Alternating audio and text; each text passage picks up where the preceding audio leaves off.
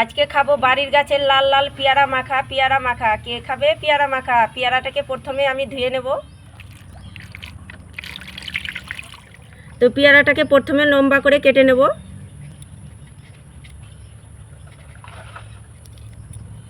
এইভাবে করে ছুরির সাহায্যে ছাড়িয়ে নেব।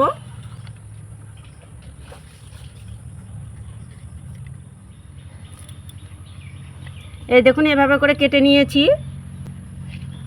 এবার আমি এই কোনাকুনিভাবে তিরছা করে কেটে নেব। এই দেখুন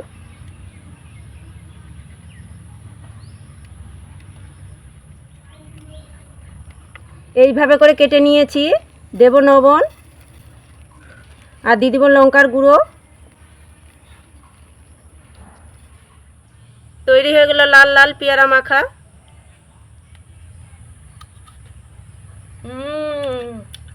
দারুণ।